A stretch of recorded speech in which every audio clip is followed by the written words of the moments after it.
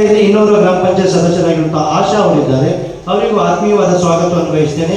ಈ ಗ್ರಾಮ ಸಭೆಯಲ್ಲಿ 200 ಗ್ರಾಮ ಪಂಚಾಯತ್ ಸದಸ್ಯರಾಗಿರುವಂತಹ ಆಶಾ ಹೆಗಡೆ ಅವರಿದ್ದಾರೆ. ಅವರಿಗೂ ಪ್ರತಿಭಾ ಅವರಿದ್ದಾರೆ. ಅವರಿಗೂ ಆತ್ಮೀಯವಾದ ಸ್ವಾಗತವನ್ನು ಬಯಸ್ತೇನೆ. ಎಲ್ಲ ಗ್ರಾಮ ಪಂಚಾಯತ್ ಸಿಬ್ಬಂದಿಗಳಿಗೂ ಕೂಡ ಆತ್ಮೀಯವಾದ ಸ್ವಾಗತ ಬಯಸ್ತೇನೆ. ನಮ್ಮ ಹೆಬ್ರಿ ತಾಲೂಕಿನ ಗ್ಯಾರಂಟಿ ಸಮಿತಿಯ ಅಧ್ಯಕ್ಷರು ಆಗಿರುತ್ತಾರೆ ಶ್ರೀಯುತ ಕೃಷ್ಣ ಶೆಟ್ಟಿ ನೀರಿ ಅವರಿದ್ದಾರೆ. ಅವರಿಗೂ ಕೂಡ ಆತ್ಮೀಯವಾದ ಸ್ವಾಗತವನ್ನು ಬಯಸ್ತೇನೆ.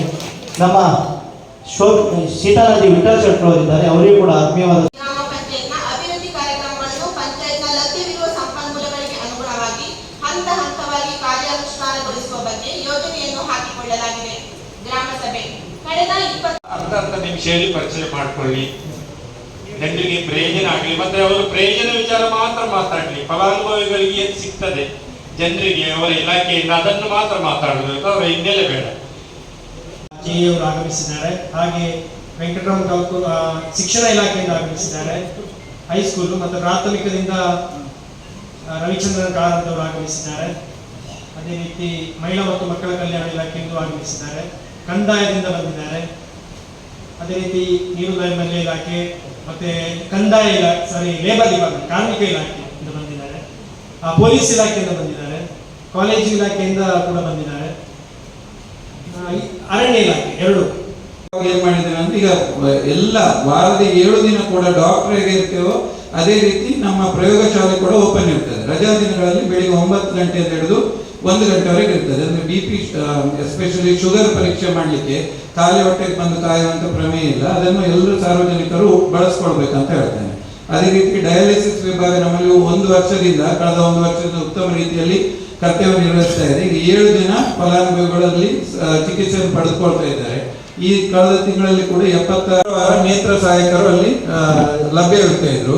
ಈಗ ಸರ್ಕಾರ ಏನ್ ಮಾಡಿದೆ ಅಂದ್ರೆ ನೇರವಾಗಿ ನಮ್ಮ ಆಸ್ಪತ್ರೆಗೆ ಪೂರ್ಣ ಪ್ರಮಾಣದ ನೇತ್ರ ಸಹಾಯಕರನ್ನು ಅಲ್ಲಿಗೆ ನಿಯೋಜನೆ ಮಾಡಿದ್ದಾರೆ. ಆ ವಾರದ ಎಲ್ಲ ದಿನಗಳಲ್ಲಿ ಅಂದ್ರೆ ಸರ್ಕಾರಿ ರಜಾ ದಿನಗಳನ್ನು ಹೊರತುಪಡಿಸಿ ಉಳಿದ ಎಲ್ಲ ದಿನಗಳಲ್ಲಿ ಆಶಾಕಿರಣ ದೃಷ್ಟಿ ಕೇಂದ್ರದಲ್ಲಿ ನೇತ್ರ ಸಹಾಯಕರು ಲಭ್ಯ ಇರ್ತಾರೆ. ಮಟ್ಟದಿಂದ ಕರೆದಿದ್ರು, ಈಗ ಕರೆದ್ರು ಅದಕ್ಕೆ ಯಾವುದು ಅಭ್ಯರ್ಥಿಗಳು ಲಭ್ಯವಾಗಲಿಲ್ಲ. ಅದೇ ಫಿಸಿಯೋಥೆರಪಿ ಬಗ್ಗೆ ತುಂಬಾ ಕಂಪ್ಲೇಂಟ್ ಇದೆ. ಫಿಸಿಯೋಥೆರಪಿ ಇದೆ, ಅದಕ್ಕೆ ತಕ್ಕಂತ ಸಿಬ್ಬಂದಿಗಳಿಲ್ಲ ಅಂತ. ಅದೊಂದು ಆದಷ್ಟು ಬೇಗ ಏನಂತ ಹೇಳಿದ್ರೆ ವಾಕಿಂಗ್ ಇಂಟರ್ವ್ಯೂ ಆಗಿತ್ತು. ಅಲ್ಲೊಂದು ಲೈಟ್ ವ್ಯವಸ್ಥೆ ಮಾಡಿದ್ರೆ ಪಂಚಾಯತ್ ಮೂಲಕ ಒಳ್ಳೇದಿತ್ತಂತ ನನ್ನ ಅಭಿಪ್ರಾಯ. ಮತ್ತೊಂದು ಬಸ್ ಸ್ಟ್ಯಾಂಡ್ ಇದ್ರೆ ಒಳ್ಳೇದಾಗ್ತಿತ್ತು. ಒಪೋಸಿಷನ್ ಅಲ್ಲಿ ಒಂದು ಹಾಕಿದ್ದಾರೆ ನಿನ್ನೆಯಿಂದ. ಪ್ರಗತಿಪರ ಸಭೆಯಲ್ಲಿ ಮಾತಾಡಿದ್ದೇವೆ. ಖಂಡಿತವಾಗಿ ಅದನ್ನು ನಾನು ಮಾಡ್ತೇನೆ ಅಂತ RDO ಅಧಿಕಾರಿಗಳು ಹೇಳಿದ್ದಾರೆ. ನಾಳೆ 21ಕ್ಕೆ ತಾಲೂಕು ಮಟ್ಟದ ಗ್ಯಾರಂಟಿ ಯೋಜನೆ 350 ಗೃಹಜ್ಯೋತಿ ಯೋಜನೆಯಲ್ಲಿ ವಿದ್ಯುತ್ ಸಂಪರ್ಕವನ್ನು ಉಚಿತವಾಗಿ ಪಡ್ಕೊಳ್ತಾ ಇದ್ದಾರೆ. ಅದು 1 ವರ್ಷದಂತಲ್ಲ, ನಮ್ಮ ಈಗ ಹೊಸದಾಗಿ ಆ್ಯಡ್ ಆಗ್ತಾ ಇದ್ದಾಗ ನಾವು ಹೋಗಿ ಮಾಹಿತಿ ಕೊಡ್ತಾ ಹೋಗ್ತೀವಿ. ನಿಮ್ಮ ಹತ್ರ ಇವತ್ತು ಇದೊಂದು ದೊಡ್ಡ ಮಹತ್ವದ ಕೊಡುಗೆ. ಯಾಕಂದ್ರೆ ಕಾರಣ ನೀವೇ, ಯಾಕಂದ್ರೆ ಹೆಚ್ಚು ನಿಮ್ಮ ಮಕ್ಕಳನ್ನ ಕಳಿಸಿದ್ರಿ. 430ಕ್ಕಿಂತ ಹೆಚ್ಚು ಮಕ್ಕಳು MP ಶಾಲೆ ಬರ್ತಾ ಇದ್ದಾರೆ ಹೈಸ್ಕೂಲಿಗೆ. 680ಕ್ಕಿಂತ ಹೆಚ್ಚು ಮಕ್ಕಳು ಪ್ರಾಥಮಿಕ ಶಾಲೆ ಬರ್ತಾ ಇದ್ದಾರೆ. ಇದು ನಮ್ಮ ಕ್ಷೇತ್ರ ಶಿಕ್ಷಣ ಕಚೇರಿಯ ಒಂದು ಹೆಚ್ಚು ಮಕ್ಕಳ ಸಂಖ್ಯೆ ಇಲ್ಲೇ ಮತ್ತೆ ಎಲ್ಲೂ ಇಲ್ಲ. ಯಾವ ಭಾಗದಲ್ಲೂ ಒಂದು ಶಾಲೆ ಎಷ್ಟು ಮಕ್ಕಳು ಕಲಿತು ಎಲ್ಲೂ ಕಲಿತಾ ಇಲ್ಲ. ಅದಕ್ಕಾಗಿ ಮೊಟ್ಟ ಮೊದಲ ಬಾರಿಗೆ ಎಲ್ಲ ಗ್ರಾಮಸ್ಥರಿಗೆ ನಿಮಗೆ ಧನ್ಯವಾದ ಸರ್. ಒಂಟಿ ಸದಸ್ಯರಿಗೆ ಮನೆಗೆ ಅಕ್ಕಿ ಮುಟ್ಟಿಸುವ ಯೋಜನೆ ಬಂದಿದೆ. ಅದು ಬರೋ ತಿಂಗಳಿಂದ ಜಾರಿಯಾಗುತ್ತೆ. ಈಗ ಹೊಸ ಅರ್ಜಿ ಹಾಕ್ಲಿಕ್ಕೆ PVT ಮತ್ತೆ ಶ್ರಮ ವೈದ್ಯಕೀಯ ನೆಲೆಯಲ್ಲಿ ಹಾಕ್ಲಿಕ್ಕೆ ಬಿಟ್ಟಿದ್ದಾರೆ. ಅದು 31/3/2026 ವರೆಗೆ ಉಂಟು. ಮತ್ತೆ ರೇಷನ್ ಕಾರ್ಡಲ್ಲಿ ತಿದ್ದುಪಡಿ ಮಾಡ್ಬೋದು, ಹೆಸರಿನ ಕರೆಕ್ಷನ್ ಇದ್ರೆ ಮಾಡ್ಬೋದು, ಡಿಲೀಷನ್ ಮಾಡ್ಬೋದು, ಮತ್ತೆ ಸೇರ್ಪಡೆ ಮಕ್ಕಳು ಯಾರ್ದು ಇದ್ರೆ ಸೇರ್ಪಡೆ ಮಾಡ್ಬೋದು. ಎಬ್ರಿ ಪಂಚಾಯತಿಯಲ್ಲಿ IT ರಿಟರ್ನ್ ಮಾಡಿದ್ರು 176 ಜನ ಇದ್ದಾರೆ. ಅದರಲ್ಲಿ 17 ಜನ ರೇಷನ್ ಕಾರ್ಡನ್ನು APL ಮಾಡಿದ್ದೇವೆ. BPL ರದ್ದಾಯಿತು ಅಂತ APL BPL ರದ್ದು ಮಾಡಿದ್ದೀರಿ, ಅದನ್ನು APL ಕನ್ವರ್ಟ್ ಮಾಡಿದೆ ಅಷ್ಟೇ. ಈ ಅಂಕಿಅಂಶ ಬೇಕು. 17 BPL ರದ್ದಾಗಿ 17ಅನ್ನು APL ಆಗಿ ಕನ್ವರ್ಟ್ ಮಾಡಿದೆ. ಮತ್ತೆ ಹೊಸ BPL ಎಷ್ಟು ಕೊಟ್ಟಿದ್ದೀರಿ? ಹೊಸ BPL ಕಾರ್ಡ್ ಬಿಡಲಿಲ್ಲ ಸರ್, ಇನ್ನು ಸರ್ 3 ವರ್ಷದಿಂದ ಬಿಡಲಿಲ್ಲ ಯಾವುದೇ ಸರ್. ಗ್ರಾಮ ಸಭೆಯಲ್ಲಿ ನಮ್ಮ ಕೆಲವು ಅಹವಾಲುಗಳನ್ನು ಹೇಳಲಿಕ್ಕೆ ಇಷ್ಟಪಡ್ತೀನಿ. ಮುಂಚೆ ಗ್ರಾಮದವರು ಏನೋ ತೊಂದರೆ ಆದರೆ ಪೊಲೀಸ್ ಸ್ಟೇಷನ್ಗೆ ಬರುವ ಕ್ರಮ. ಈಗ ಆಗೇನಿಲ್ಲ. ಈಗ ಏನಾದ್ರು ಸಮಸ್ಯೆ ಆದರೆ ನಿಮಗೆ ನಮ್ಮ 112 ಕಾಲ್ ಮಾಡಿದರೆ ನಿಮ್ಮ ಮನೆ ಬಾಗಿಲಿಗೆ ನಮ್ಮ ಇಮಿಡಿಯೇಟ್ ಆಗಿ 20 ಸೆಕೆಂಡ್ ಆಗಿ ನಮ್ಮ ಮನೆ ಬಳಕೆಯಲ್ಲಿ ಏನು ನಿಮಗೆ ತೊಂದರೆ ಆಗಿದೆ, ಏನು ವಿಚಾರ ಮಾಡ್ಬೋದು. ಹೊಸ ಹೊಸ ಜನ ಬರ್ತಾರೆ ಬೇಡಲಿಕ್ಕೆ. ಒಂದು 20-22 ವರ್ಷ ಹುಡುಗರು ಇದ್ರು, ಮುಂದೆ ಅದು ಅವರ ಯಾವ ಅಂಥವ್ರು ನೀವು ಅನುಮಾನ ಬಂದಾಗ ನಾವು ಫೋನ್ ಮಾಡ್ತೇವೆ, ಅದಕ್ಕೆ ನೀವು ಸ್ಪಂದನೆ ಕೊಡಬೇಕಂತ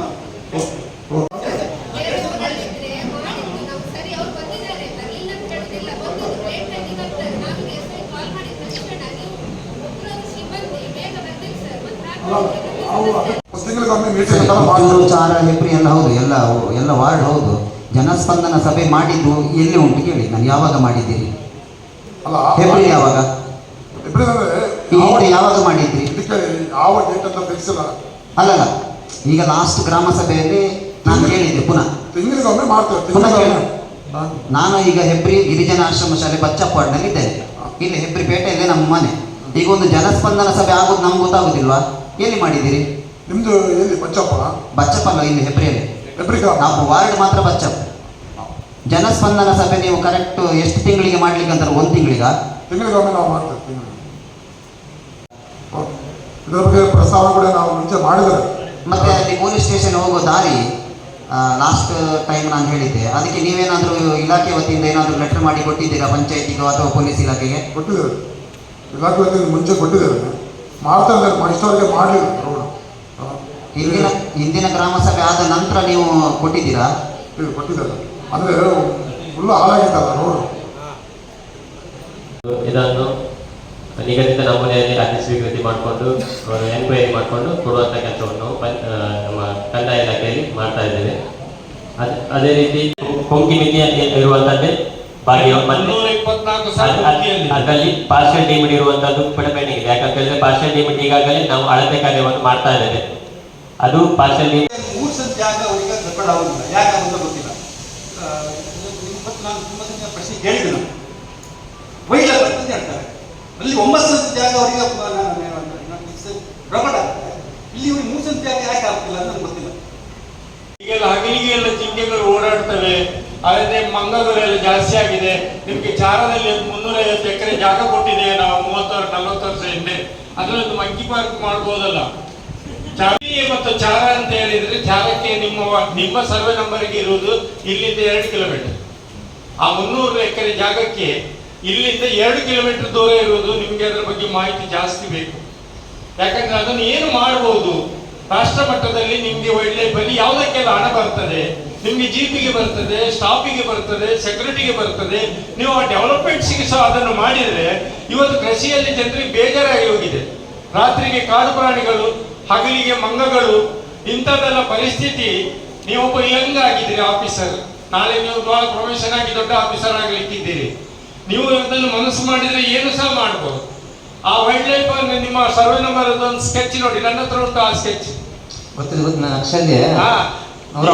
ನಿಮ್ಮ ಹತ್ರ ನಾನು ಅದನ್ನು ಹೈಕೋರ್ಟ್ ತನಕ ತಗೊಂಡೋಗಿದ್ದೇನೆ, ಲೋಕಾಯುಕ್ತ ತಗೊಂಡೋಗಿದ್ದೇನೆ. ಬಂದು ನಿಮ್ಗೆ ನಾ ಕೇಸಿದ್ದ 10 ಗಿಡ ಸಿಗುವುದಿಲ್ಲ. ಈಗ ನೀವೀಗ ಅದನ್ನು ಏನಾದ್ರೂ ಇಂಪ್ರೂವ್ಮೆಂಟ್ ಮಾಡ್ತೀರಾ ಹೇಳಿ? ನಿಮ್ದು ಏನಾದ್ರು ಗ್ರ್ಯಾಂಟ್ ಮೇಲಾಧಿಕಾರಿ ಕಳೆದ ಸಲ ನಾನು ಇಲ್ಲಿ ಪ್ರಸ್ತಾಪ ಮಾಡಿದೆ. ಅವಾಗ NOC ಕೊಟ್ಟದ್ದು ಪಂಚಾಯತ್ ನಲ್ಲಿ ನಾನೇ ಅಧ್ಯಕ್ಷ ಇದ್ದದ್ದು. ರಾಷ್ಟ್ರೀಯ ಉದ್ಯಾನವನ ಆಯ್ತು ಅನ್ನೋದು ಮಾನ್ಯರೇ ಮಾರ್ಗದರ್ಶಿ. ಅದು ನಮ್ಗೆ ನ್ಯಾಷನಲ್ ಡೆವಲಪ್ಮೆಂಟ್ ಮಾಡ್ಲಿಕ್ಕೆ, ನ್ಯಾಷನಲ್ ಪಾರ್ಕ್ ಮಾಡ್ಲಿಕ್ಕೆ ಜಾಗ ಬೇಕಂತ 4-1, 11-1, 17-1 ಮಾಡಲಿಕ್ಕೆ ಇದೇ ಪಂಚಾಯತ್ನಲ್ಲಿ ಮತ್ತು ಸಂತೆಗಟ್ಟೆ ಪಂಚಾಯತ್ನಲ್ಲಿ ಪ್ರಪೋಸ್ ಆಗಿದೆ. ಅದರಲ್ಲಿ ಮಿತ್ತಂತ ಅಂತ AC ಎಕ್ವೈರ್ ಆಫೀಸರ್ ಇದ್ರು. ಆ ಆಫೀಸರ್ ಪ್ರಕಾರ RTC ಆಗಿದೆ. RTC ಬೇಕಾದ್ರೆ ಈಗ ಅರ್ಧ ಗಂಟೆಯಲ್ಲಿ ಬೇಗ ತಕೊಂಡು ಬರ್ತಾರೆ. ಆ ಜಾಗ